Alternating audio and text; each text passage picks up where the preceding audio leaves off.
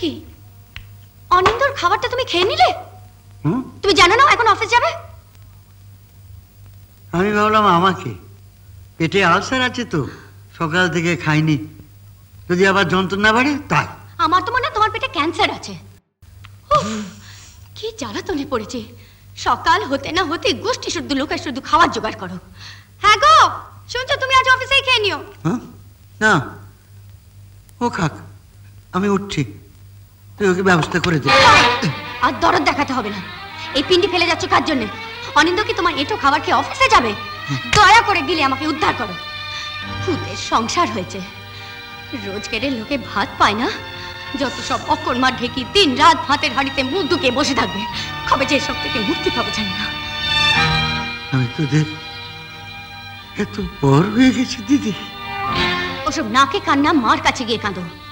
তবে একটা কথা জেনে রাখো, বাবার আমলের কিন্তু আর কিছু নেই। তুমি কার ভাগে বসে খাচ্ছ আমি জানি না, তবে যদি আমার ভাগে বসে খাও, একটা কথা শুনে রাখো, বসে বসে আমি আর কাউকে খাওয়াতে পারবো না। আমি বুঝতে পারিনি,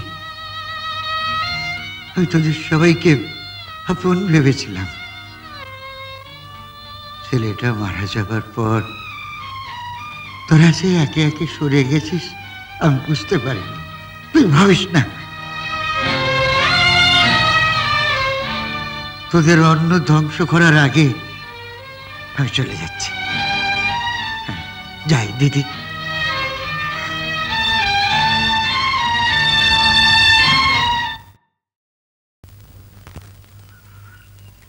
কোথায় যাচ্ছেন বাবা?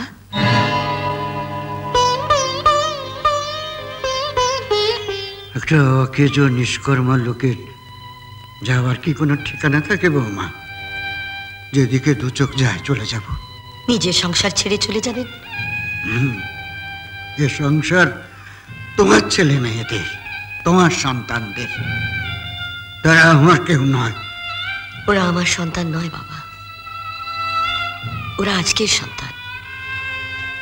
ওদের কাছে বাবা মা ভাই বোন সবাই পর, আপন শুধু টাকা। তাদের কাছে আমাকে ফেলে রেখে চলে যাবেন? বৌমা, আপনার ছেলে চিরদিনের মতো আমাকে ফেলে রেখে চলে গেছে, আজ আপনিও যাবেন। বেশ যান, তবে কাল অবশ্যই একবার আসবেন। কাল কেন? হ্যাঁ, যে ছেলে বাবার শেষ কাজ করেনি সে মায়ের কাজ করবে কি করে? যেমন করে নিজের ছেলের পিণ্ডদান করেছিলেন, তেমনি করে কাল আপনার ছেলের বউয়ের মুখাগ্নিটা করে যাবেন।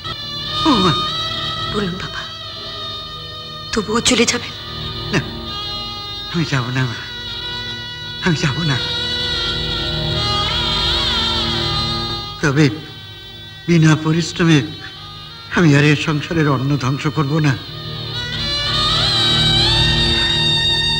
যেদিন নিজে কিছু আয় করতে পারবো আমি তোমার কাছে আগে আসবো বৌমা, তোমার কাছে আসবো। এই যে যুধিষ্ঠির বাবু, কি ব্যাপার এদিকে আসা যে ভুলেই গেছে? টাকার মর্ম এতদিনে বুঝেছি ঘোষ বাবু, আর তাকে নষ্ট করতে প্রাণ চায় না। কি ব্যাপার আপনার এই অবস্থা?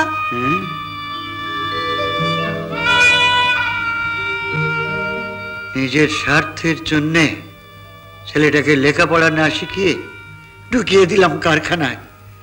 তার রোজগারের টাকায় মদ খেয়েছি, পাপ করেছি, প্রায়শ্চিত্ত করতে চাই। একটা কাজ দিতে পারেন আমায়? যে কোনো একটা কাজ আমায় দিতে পারেন? কাজ? আমার একটা সাইডে ক্যাটারিং এর ব্যবসা আছে, সেখানে রান্নার লোক, মাল সাপ্লাই করার লোক লাগে।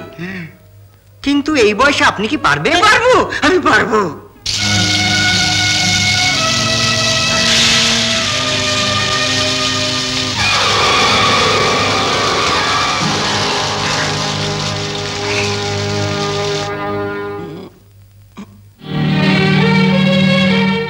কি রানী, এই কি পোশাক পরেছ?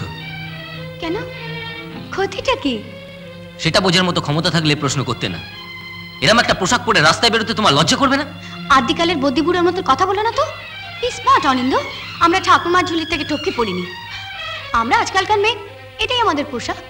তুমি একা আজকের মেয়ে নও, এ বাড়িতে আর একটা মেয়ে আছে, তাকে দেখে অন্তত তোমার শেখা উচিত। কার কথা বলছো তুমি?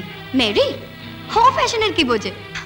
তাছাড়া কি চাও কি তুমি? হ্যাঁ, আমি সাদা লাল পেরে শাড়ি পরে অঞ্জলির বার্থডে পার্টিতে যাব, তাতে কি তোমার সম্মান বাড়বে? সম্মান না বাড়লেও কমবে না। তোমার বন্ধুর জন্মদিনের পার্টিতে তুমি ইচ্ছে করলে আরো ছোট পোশাক পরে যেতে পারো। হায় ভগবান, এই নাকি এদের মডার্ন ড্রেস।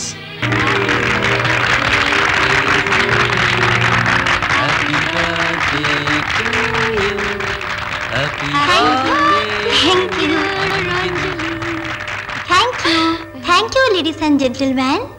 আমার বার্থডে স্পেশাল সারপ্রাইজ, স্পেশাল গলায় স্পেশাল গান।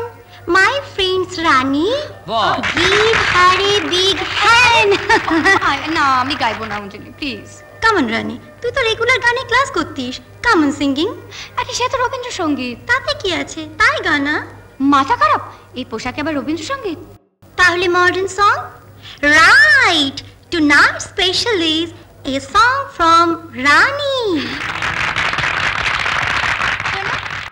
তাড়াতাড়ি গিয়ে রানীর জন্য খাবার নিয়ে এসো তো। হ্যাঁ, যাচ্ছি। রানী, দারুণ গেয়েছি শুন। এই যে ঠাকুরমশাই, শুনছেন? ওকে, দুটো প্লেট সাজিয়ে নিয়ে আসুন তো শিগগিরই, স্পেশাল। এক্ষুনি যাচ্ছি। Wonderful party. দাদু আপনি? স্ট্রেঞ্জ, এই লোকটা তোমার দাদু নাকি রানী? না মানে দাদু হতে যাবে কেন? আসলে আমাদের বিয়েতে রান্নার কাজ করেছিল তো, তখন থেকে আমরা দাদু বলে ডাকে। হ্যাঁ মা, তোমার স্পেশাল অতিথি মিথ্যে কথা বলে না।